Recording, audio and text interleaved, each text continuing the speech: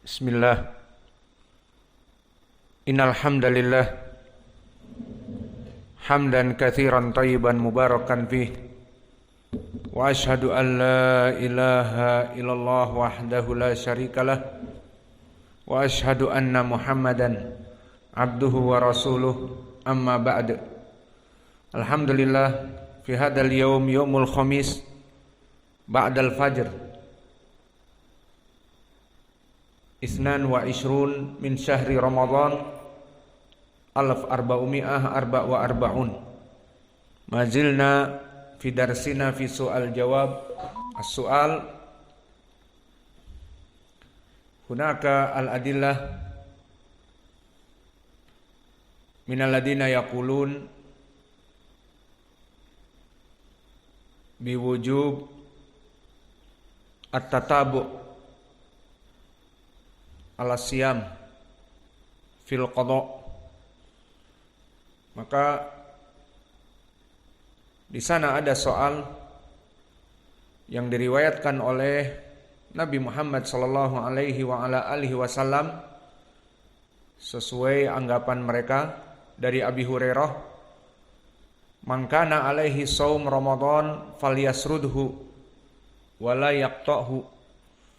Barang siapa yang berpuasa Ramadan membayarnya itu dengan falyasrudhu, dengan langsung secara keseluruhan, wala yaqta'hu, dan tidak terputus-putus. Maka hadis ini menjadi pendalilan mereka kelompok yang mengatakan bahwa mengqadha bulan Ramadan harus dengan keseluruhan dan secara tartib. Jika dia mempunyai sepekan dari puasa seperti kebanyakan para banat dan ummahat karena menstruation, maka harus dibayar berurutan secara 7 hari sekaligus. Maka ini disebutkan dengan istilah mutatabi'an.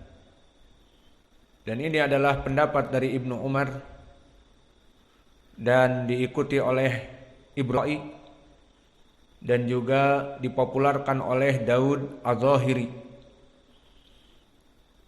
Adapun pendapat yang kedua, mereka yang mengatakan tidak ada dalil at-tatabu' fil qada. Tidak mesti harus berurutan dan harus sekaligus dibayar semuanya, tidak boleh dicicil. Dan ini pendapat dari para sahabat Abu Hurairah dan Ibnu Abbas bahwa la ba'sa bi qada Ramadan mutafarriqa. Tidak apa-apa mengqada puasa Ramadan misalnya sepekan itu dengan diputus-putus, dibayar 3 hari. Setelah itu 1 bulan lagi 2 hari, 1 bulan lagi 1 hari, 1 bulan depan lagi 1 hari. Tidak ada larangan dan tidak ada kewajiban.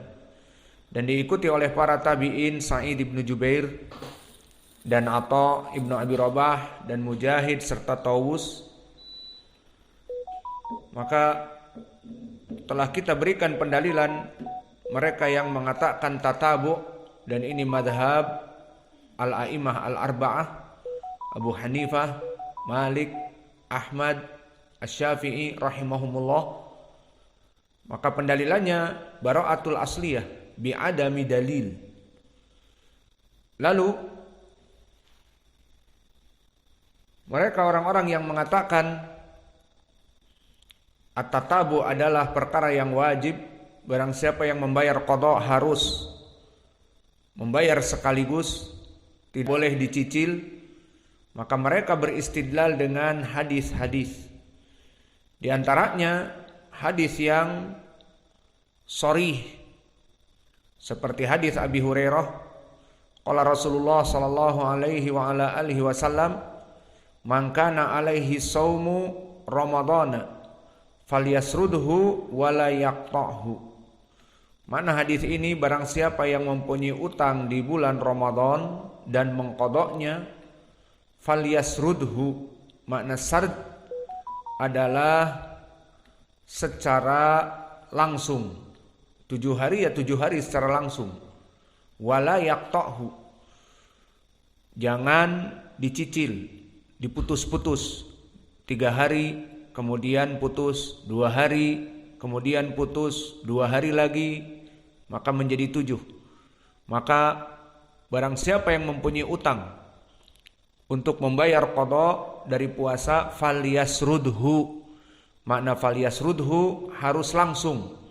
Yang 5 hari ya 5 hari, yang 3 hari ya 3 hari. Maka ini makna dari hadis. Maka hadis ini mahaluh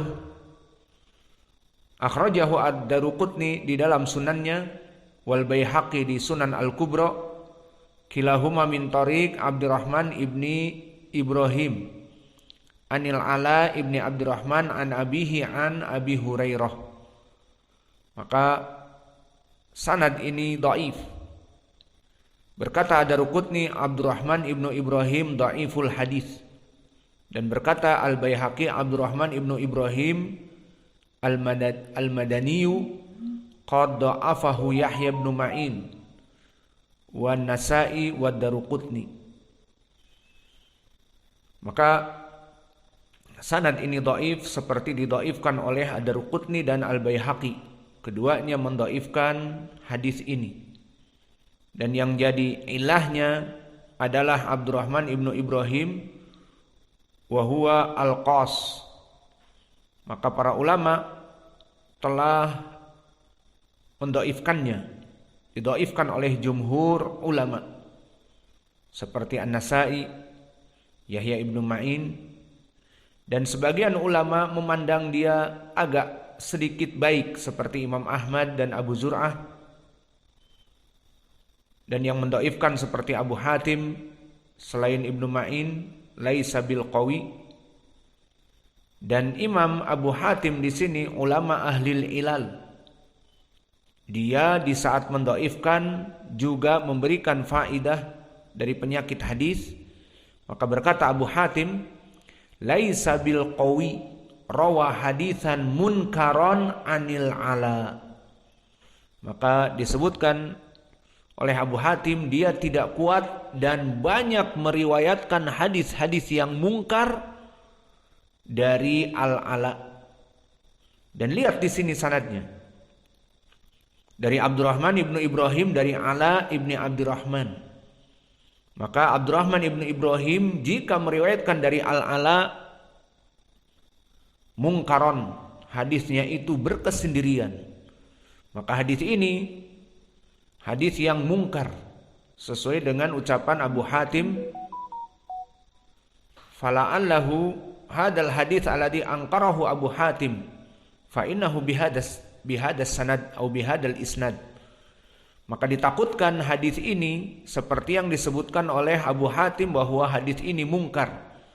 Maka para ulama mengetahui hadis-hadis si fulan jika meriwayatkan dari fulan mungkar, si fulan jika meriwayatkan dari gurunya mungkar, dan begitupun di sini.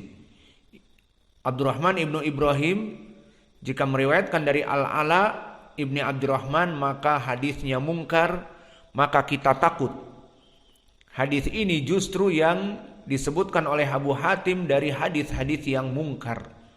Dan hadis mungkar jika dia itu memang mungkarul hadis, maka hadisnya tidak bisa naik kepada derajat yang lain karena menunjukkan kesendiriannya Abdurrahman ibnu Ibrahim dari Al-Ala, menunjukkan memang ini adalah penyakit dari dia, selalu berkesendirian, terutama periwayatan dari Al-Ala. Maka hadis ini hadis yang dhaif, barakallahu fikum.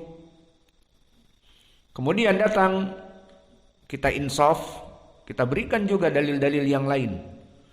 Padahal mereka berseberangan pendapat dengan kita, namun kita insaf dengan orang-orang yang berseberangan dengan kita.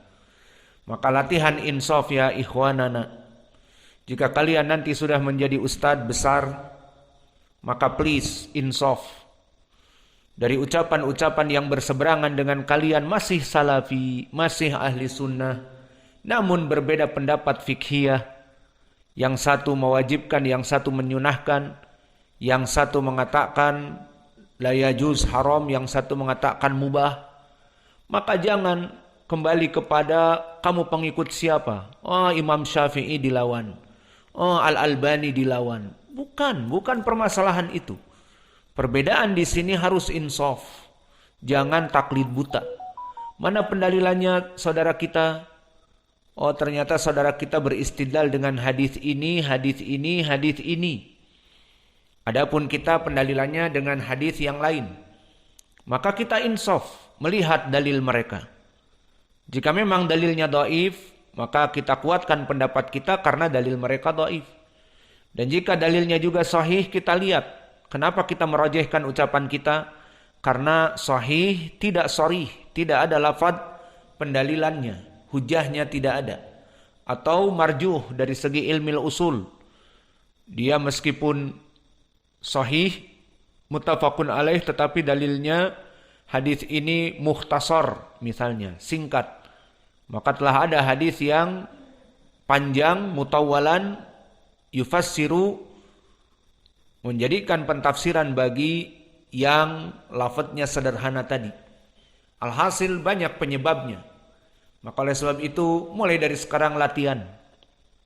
Dari ucapan orang-orang yang berseberangan dengan kita, maka jangan mentang-mentang berseberangan dengan kita, ya sudah. Kita mendoliminya, kita menyebutkan pendalilannya tidak kuat, padahal kita tidak mengetahui apa pendalilan mereka. Tampung apa pendalilan mereka. Maka latihan seperti ini membuat kalian akan insaf dan adil dalam perkara apapun. Dan itu sesuai ucapan Allah, fa'dilu huwa aqrabu littaqwa. Maka berbuat adillah, karena berbuat adil itu mendekatkan kepada ketakwaan kepada Allah. Baik dengan teman-teman dan dengan musuh yang berseberangan dengan kita dari manhaj, yang berseberangan dengan kita dari akidah, maka kita pun harus insaf. Dan orang-orang yang insaf, yang membantah dengan penuh hikmah dan penuh dengan dalil, tidak mentang-mentang berseberangan dengannya, maka diberikan celaan-celaan yang buruk. Mereka kan ahlul bid'ah, ya kita celak. Bahkan dalam permasalahan jidal pun mereka tidak diberi keadilan. Maka sebaik-baiknya kita berjidal seperti Allah berfirman, ud'u ila sabili rabbika bil hikmah wal mau'idhahal hasanah wajadilhum billati hiya ahsan. Diperintahkan oleh Allah, wajadilhum billati hiya ahsan. Maka kebiasaan untuk berbuat insaf di saat berjidal, misalnya membantah dari pendalilan mereka orang-orang kelompok yang berseberangan manhaj dengan kita, berseberangan akidah dengan kita, atau berseberangan sama-sama salafi tetapi pemahamannya lain, maka kita insaf.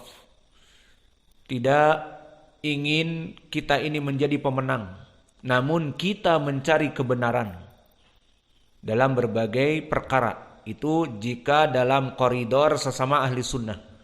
Adapun dengan kelompok ahlul bid'ah, kita semua sudah mengetahui kita yang benar, mereka yang salah.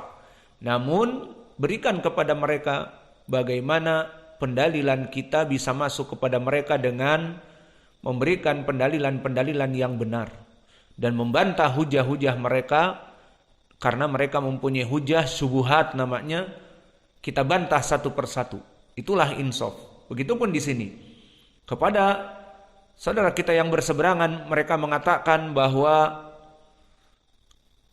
as-sard ataupun terus menerus dalam membayar qada itu wajib.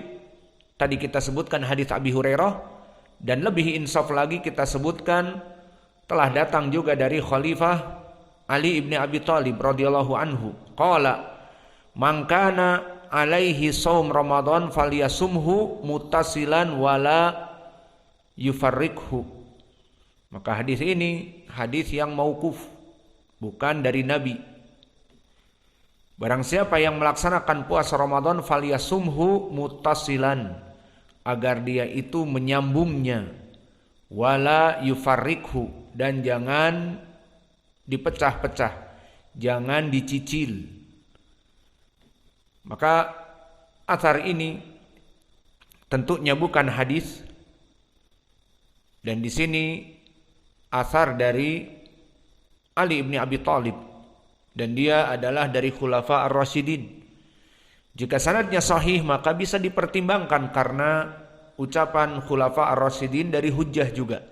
Sesuai hadis Irbad ibn Sariyah yang sahih li ghairi, alaikum bisunnati wa sunnatil khulafa ar-rasyidin al-mahdiyyin adu 'alaiha bin nawajid. Maka ucapan Ali jika sahih di sini bisa dijadikan hujjah. Maka mahaluh hadis ini diriwayatkan oleh Imam Ibnu Abi Syaibah dan Abdul Razzaq serta yang lainnya dari jalan Abi Ishaq wa huwa as-Sabi'i anil Harits an Ali. Maka dari Abi Ishaq as-Sabi'i, dan dia seorang mudallis, meriwayatkan dari Al-Harits dengan an-anah anil Harits. Maka ini penyakit dari sanad ini yang pertama. Yang kedua anil Harits an Ali.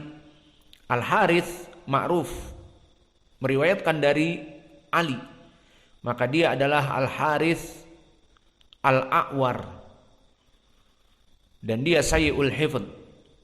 Maka hadis yang kedua pun tidak lekang dari kedhaifan, apalagi dia mauquf dan dhaif. Maka hadis ini tidak bisa naik kepada derajat sahih li ghairi atau hasan li ghairi. Yang satu mauquf, yang satu marfu dari Nabi, dan yang marfu mungkar karena periwayatan Abdurrahman ibnu Ibrahim khususnya dari Ala ibni Abdurrahman selalu mungkar. Dan ini ucapan Jabal fi ilmil ilal, bagaikan gunung yang menjulang di ilmil ilal. Maka dua pendalilan, dua-duanya dhaif. Kemudian dari insaf kita juga di sana ada hadis lain. Hadis yang diriwayatkan oleh Aisyah, qalat nazalat faidatun min ayamin ukhar mutatabi'atin fasaqatat mutatabi'atin. Maka telah turun ayat faidatun min ayamin ukhar mutatabi'atin, ada tambahan mutatabi'atin, fasaqatat mutatabi'at, kemudian dihapus mutatabi'at. Maka dari pendalilan mereka beristidlal dengan hadis Aisyah ini. Apa faedah hadis Aisyah? Menjelaskan tentang an-nasikh wal mansukh. Berkata Aisyah di dalam ucapan Allah faidatun min ayamin ukhar mutatabi'at, bahwa asal hadis, asal dari Al-Qur'an, maka faidatun takdirnya fa'alaihi iddatun, wajib bagi dia untuk membayar qada dari hari-hari yang dia berbuka, baik sakit 2 hari maka dibayar 2 hari, baik safar 2 hari makan dan minum maka dibayar 2 hari, min ayamin ukhar mutatabi'atin. Maka ayat dulu tertulis dan dibaca mutatabi'at. Ma makna mutatabi'at? Dibayar qada secara terus menerus. Kemudian berkata Aisyah fasaqatat mutatabi'at, kemudian tidak dibaca lagi, dimansuhkan lafaz mutatabi'at.